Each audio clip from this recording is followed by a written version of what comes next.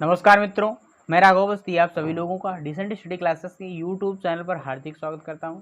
आप इस क्लास में पढ़ते हैं refrigeration and air conditioning subject को, जो कि पॉलिटेक्निक फोर्थ सेमेस्टर का एक सब्जेक्ट है। जैसा कि आप लोगों को पता ही है कि आप लोगों की जो इस बार एग्जाम होने हैं वो ऑनलाइन होंगे और उसमें जो पेपर का पैटर्न होगा वो बहुविकल्पी क्वेश्चन पर आधारित होगा। तो इसी चीज़ को ध्यान में रखते हुए मैंने आप लोगों के लिए बहुविकल्पी क्वेश्चन की ऑनलाइन लेक्चर सीरीज स्टार्ट की थी, जिसमें आप लोग लगभग 6 चैप्टर पूरे कवर कर चुके हैं। 1 यूनिट उसमें कवर हो चुकी है, जिसे हम लोग रेफ्रिजरेशन बोलते हैं। उसमें 6 चैप्टर थे, पूरे कवर हो गए हैं। आज हम लोग अगली यूनिट पूरी कवर करेंगे एक साथ एयर कंडीशनिंग की, क्योंकि इसमें क्या है, इतना ज़्यादा इंपॉर्टेंट कुछ है नहीं, ज़्यादा क्वेश्चन इसमें बनेंगे नहीं। इस पूरी यूनिट में 15-16 क्वेश्चन बनेंगे। अगर और क्वेश्चन लगेंगे मुझे कि इंपॉर्टेंट हैं तो मैं आज से आपका सिलेबस हो जाएगा ख़त्म। आज के बाद 1-2 वीडियो में वो सारे क्वेश्चन प्रोवाइड कर दूंगा। तो शुरू करते हैं आज का वीडियो। आज के वीडियो का हमारा जो टॉपिक है वो है साइक्रोमेट्री। क्या? साइक्रोमेट्री। इसके अंतर्गत हम लोग पढ़ते हैं जल वाष्प और वायु के मिश्रण का अध्ययन किस तरीके से किया जाता है। इस पूरी यूनिट के अंतर्गत हम लोग सिर्फ इसी पर चर्चा करने वाले हैं और इसी पर आधारित क्वेश्चन करेंगे। जो भी 15-16 क्वेश्चन होंगे, यही क्वेश्चन आपके पेपर के पॉइंट ऑफ व्यू से बहुत ज़्यादा इंपॉर्टेंट है। ये क्वेश्चन आप लोग मिस ना कीजिएगा, पूरा वीडियो जरूर देखिएगा और आप लोग ये क्वेश्चन अपनी कॉपी पे नोट भी कर लीजिएगा। शुरू करते हैं आज का वीडियो।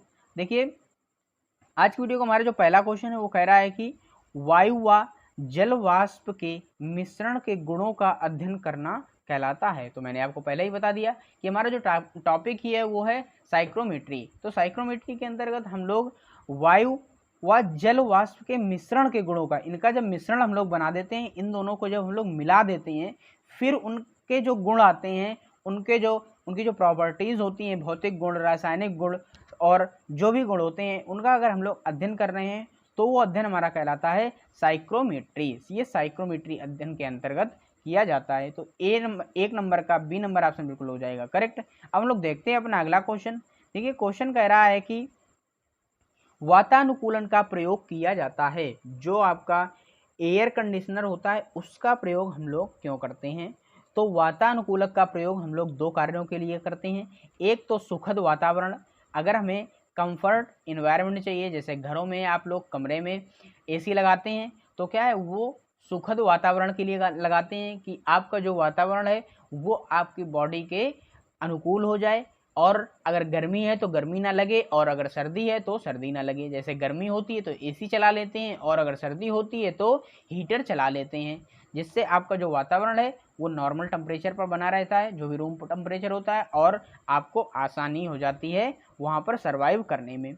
और जो दूसरा है वो है औद्योगिक वातावरण। औद्योगिक मतलब क्या? इंडस्ट्री का जो इन्वायरमेंट है या वातावरण है, उसे अगर हम लोग वहाँ पर रखी वस्तुओं या फिर वहाँ पर उपस्थित व्यक्तियों के अनुकूल बनाना चाहें तो वहाँ पर भी हम लोग वातानुकूलन का प्रयोग करते हैं। तो इसका सी नंबर ऑप्शन बिल्कुल हो जाएगा करेक्ट। ए बी बोथ, कौन सा? C number, A B both बिल्कुल हो जाएगा करेक्ट। आप लोग इसे नोट कर लेंगे। हम लोग देखते हैं अपना अगला क्वेश्चन।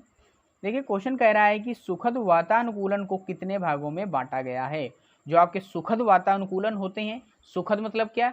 जो आपकी बॉडी के लिए लाभदायक हो और किसी भी चीज़ के लिए, फसल के लिए, आपकी बॉडी के लिए, जीव जंतुओं के लिए या वस्तुओं के लिए जो वातावरण सुखद हो या फिर लाभदायक हो, तो उन्हें हम लोग 3 भागों में बांटते हैं। तो आप लोग अच्छे से जानते भी हैं, ग्रीष्मकालीन, शीतकालीन और पूर्ण वर्ष वातानुकूलन।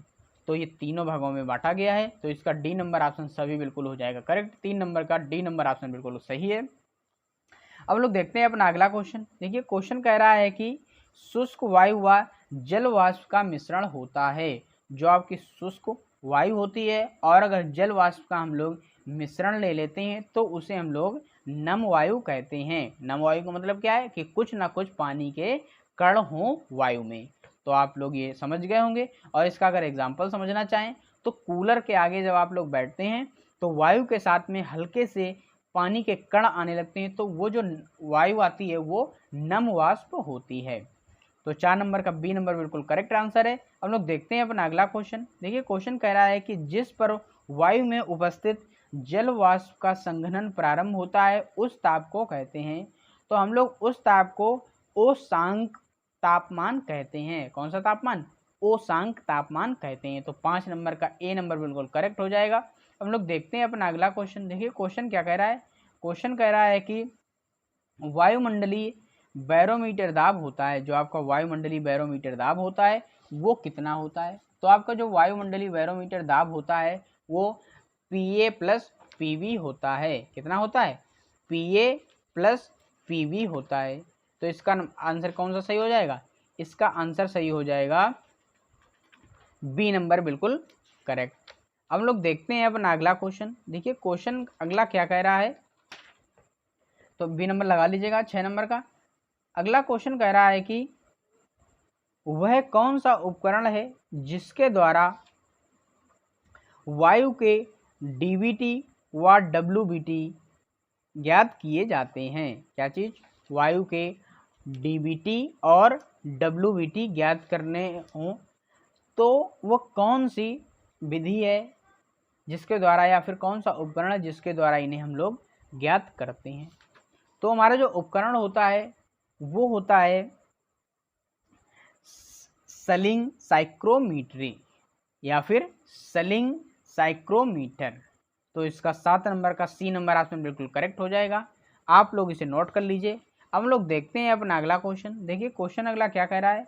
क्वेश्चन अगला कह रहा है कि साइक्रोमीट्री चार्ट कितने प्रकार के होते हैं। जो आपके साइक्रोमीट्री चार्ट बनाए जाते हैं जिनसे हम लोग गणना करते हैं वायु और मिश्रण के, तो वो जो आपके चार्ट होते हैं वो 2 प्रकार के होते हैं। पहला मोलियर चार्ट, दूसरा कैरियर चार्ट। तो इनके बारे में ज़्यादा डिटेल आपको जानने की आवश्यकता नहीं है क्योंकि पेपर में ये पूछा जाने वाला टॉपिक ज़्यादा नहीं है। इससे बहुत ज़्यादा कम क्वेश्चन बनेंगे आपके पेपर में, और यही जो क्वेश्चन है यही इंपॉर्टेंट है आपके पेपर के पॉइंट ऑफ व्यू से। ये यूनिट कम वैसे इंपॉर्टेंट है, इसके पहले वाली यूनिट से ही आपके सारे क्वेश्चन आपको देखने को मिलेंगे, इससे बहुत कम क्वेश्चन देखने को मिलेंगे। तो यही जो क्वेश्चन है इन्हीं पर आपको ध्यान देना है, ज़्यादा पढ़ने की इसमें आवश्यकता नहीं है। तो 8 नंबर का सी नंबर ऑप्शन ए भी बहुत बिल्कुल करेक्ट हो जाएगा। हम लोग देखते हैं अपना अगला क्वेश्चन। देखिए क्वेश्चन कह रहा है कि किस प्रक्रिया में स्थिर DVT पर नमी की मात्रा या आर्द्रता अनुपात कम किया जाता है। जो आपकी DVT पर स्थिर मात्रा होती है उसमें अगर हम लोग आर्द्रता का अनुपात कम कर रहे हैं या फिर नमी के अनुपात कम कर रहे हैं तो वो कौन सी विधि होती है। तो वो आपकी निरार्द्रीकरण होती है। कौन सी? निरार्द्रीकरण विधि होती है। तो 9 नंबर का बी नंबर ऑप्शन बिल्कुल करेक्ट हो जाएगा। हम लोग देखते हैं अपना अगला क्वेश्चन। देखिए क्वेश्चन क्या कह रहा है। क्वेश्चन कह रहा है भवन संरचना द्वारा ऊष्मा का संचरण का सूत्र होता है। जो आपकी भवन संरचना होती है उसके लिए ऊष्मा का सूत्र क्या होता है। तो उसके लिए जो ऊष्मा का सूत्र होता है वो होता है Q बराबर UA थीटा। क्या? Q बराबर UA थीटा। तो सी नंबर ऑप्शन यहाँ पर करेक्ट है। तो हम लोग देख लेते हैं कि यहाँ पर U क्या है, A क्या है और थीटा क्या है।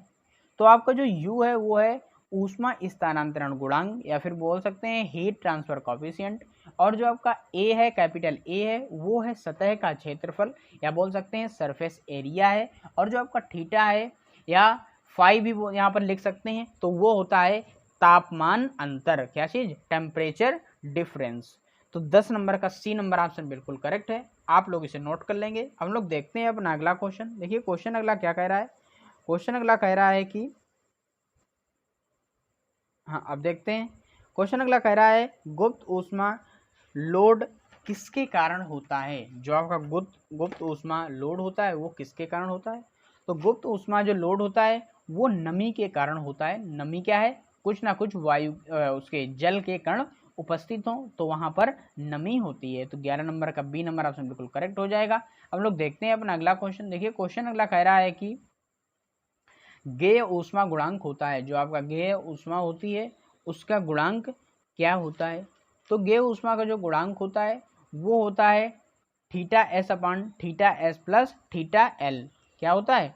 थीटा एस अपान theta S plus theta L. यहाँ पर अगर हम लोग बात करें थीटा एस की तो वो होता है गेय ऊष्मा, और थीटा एल की बात करें तो वो गुप्त लोड होता है। क्या चीज? पहला गेय ऊष्मा और दूसरा गुप्त लोड होता है।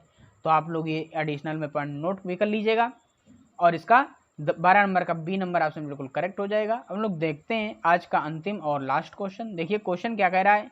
क्वेश्चन कह रहा है कि उपमार्ग गुणांक होता है, जो आपका बाईपास फैक्टर होता है वो क्या होता है? तो आपका जो बाईपास फैक्टर होता है वो होता है TD2 माइनस TD3 अपान TD1 माइनस TD3। तो इसका आंसर देखिए ए नंबर पर दिया गया है, ए नंबर पर ऑप्शन बिल्कुल ये करेक्ट दिया गया है। तो आप लोग इसे नोट कर लेंगे। तो आप लोगों का यहाँ से ये चैप्टर होता है फिनिश, और ये पूरी की पूरी यूनिट भी फिनिश होती है। इसी के साथ में आप लोगों का आरईसी सब्जेक्ट हो गया पूरा फिनिश। मैंने पूरा आपको आज से ये फिनिश करके दे दिया। अब पढ़ने की जिम्मेदारी है आपकी। सारे क्वेश्चन आप लोग किस तरीके से पढ़ लें, किस तरीके से पढ़ते हैं और कितना लिख रहे हैं, ये आपकी जिम्मेदारी है। आपको यही क्वेश्चन पेपर में पढ़ के जाने हैं। लगभग यही क्वेश्चन आपको देखने को मिलेंगे पेपर में। और अगर मुझे लगता है कि और क्वेश्चन आपको करवाने चाहिए तो मैं आपको एक वीडियो में वो सारे क्वेश्चन प्रोवाइड कर दूंगा। और ये भी हो सकता है कि आपकी जब पेपर की भी डेट आ जाए तो पेपर की डेट के पहले मैं लगभग सारे चैप्टर से इम्पॉर्टेंट क्वेश्चन और एक एक वीडियो में आपको इसी तरीके से प्रोवाइड कर दूं। तो इस वीडियो के साथ में और इस चैप्टर के साथ में आपका सिलेबस पूरा होता है फिनिश। आप लोग अच्छे से पढ़िएगा। और अगर आप लोगों ने अभी तक टेलीग्राम चैनल को नहीं ज्वाइन किया है तो उसे ज़रूर ज्वाइन कर लीजिए, क्योंकि मैं वहाँ पर आपको क्विज़ प्रोवाइड करता रहूँगा। और अगर हमारे चैनल पर आप लोग नए हैं तो चैनल को कर लीजिए सब्सक्राइब, बेल आइकन को भी प्रेस कर लीजिए, क्योंकि सबसे पहले नोटिफिकेशन उससे आपको मिल जाएगी। आप लोगों को कहीं भटकना नहीं पड़ेगा। तो मिलते हैं अगले वीडियो में, तब तक के लिए जय हिंद, वंदे मातरम।